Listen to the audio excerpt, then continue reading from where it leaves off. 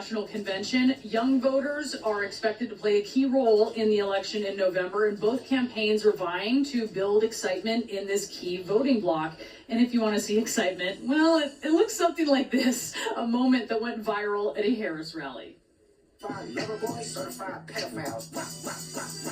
That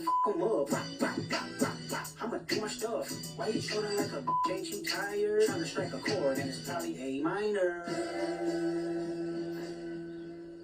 All right, that was Parker Short, a DNC delegate and the head of Young Democrats of Georgia. He's with us now. You know every word to that song, which is, that song is? Not Like Us by Kendrick Lamar. Okay, so you love that song. Yeah, and I'm a huge music fan. You were telling me that actually your girlfriend had said previous to this you weren't such a great dancer. Not just my girlfriend. Just about everybody know. My roommates. I'm a corny, goofy guy, but the energy showed through, and the passion that I have for the Democratic Party and our next president, Kamala Harris, was on display in Atlanta. Sure was. What were you thinking in the moment when you had no idea that a camera was on you, and what are you thinking now that it's going viral? I was thinking, wow, this is a really great DJ. I love the energy in this room. It's great to see all of these wonderful Georgia Democrats, a lot of young folks. That room looked like Georgia. You know what I mean? Georgia is an extremely diverse state, and it's not just about young people or old people or white people or black people. It doesn't matter what kind of music you listen to. Georgia deserves better. So in that room, the energy was just off the charts, and all I could think about was I felt hopeful. You're very civically minded, right? You work in local government, and I know that you are trying to harness some of what has been a lot of popularity for you. Tell us about that. Well, you know, I have been the Georgia Young Democrats chairman for a while, but I've been involved since I was 15. My first job was as a field intern for John Ossoff's congressional campaign. And, you know, I've worked in local government and mayoral races, and I think the most important thing that you can do for your democracy, you can do for your country, is to get involved locally, to make your voice heard. If you don't know who your state house representative is, your state senator, your county commissioner, your city council person, when push comes to shove and you have a local problem that you need solved, you're not going to be able to reach out to those people. You need to hold your local officials accountable. So I've been going around trying to promote wonderful Democratic candidates in the state of Georgia, like my friend Bryce Berry. Bryce is a teacher in House District 56. He teaches middle school students, and he's running against an incumbent Republican who switched their party from Democrat to Republican because they didn't want to fund public education. You are in the nitty-gritty, for sure, when it comes to Georgia. When you look at Georgia as a potential battleground state, because Biden won it, which just floored a lot of people, and I think there's this expectation that maybe Harris could put this in play, but when you look at the polling, it's a tough challenge. Among registered voters, Trump is leading Georgia 51% to 44%. I wonder what you think Harris needs to do in your state to close the gap on that. Well, honestly, I gotta say, I think Vice President Harris is doing just about everything she should be doing. She is so active on the ground. We've got about 20 field offices opening.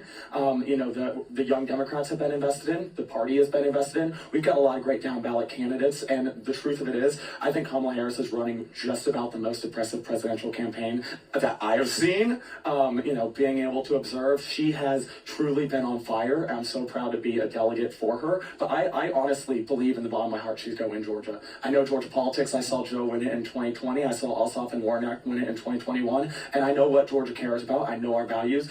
A majority of Georgia believes a woman deserves the right to choose. And I think when we get to the ballot in November, we're going to make our voices heard. You think that's going to be the issue that might make the difference? That's an issue we're going to be hearing tonight with some women who have been affected by the overturning of Roe v. Wade. Well, there are a bunch of big issues, but I think that's a huge one because in the state of Georgia, a woman born today has less rights than before Brian Kemp and Donald Trump came to power in our state and took women's freedoms away.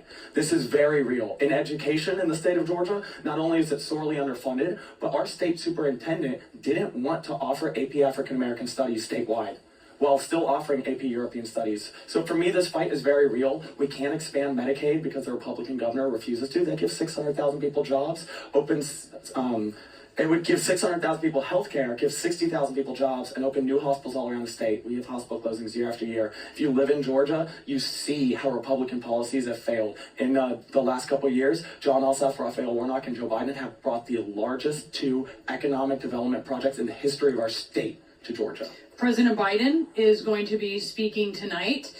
I wonder what you want to hear from him, and I specifically wonder if you can speak to how your enthusiasm has changed from when he was running versus now that he's stepped aside and it's Harris?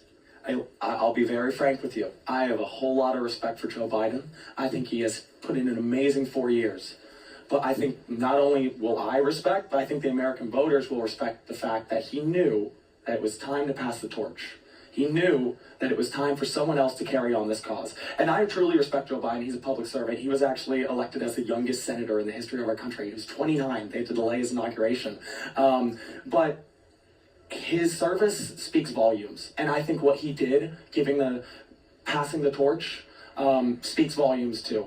Because I am extraordinarily excited about this nominee. I think Kamala Harris and Tim Walz are a dream team ticket, and I think they're going to win Georgia, and I think we're going to, once again, save the country and save our democracy, and we're going to fight for women's rights. I know they're going to have an amazing, once we put in the work and Americans make their voice heard, they're going to have amazing 4 years of delivering for the working class. Her policy agenda has already just blown me away. As somebody who wants to buy a home, a recent college graduate, that makes it much more feasible for me to, think about financial mobility. So, I'm very excited for this election, and I could not be more excited to have the most passionate, energetic, kind leader as Kamala Harris at the top of the ticket. And just lastly and quickly, dance moves this week, yes? Oh, I got to see if the DJ here is as good in Atlanta, We'll see.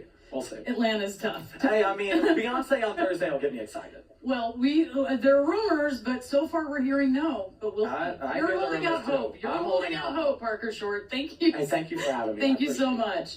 So echoes of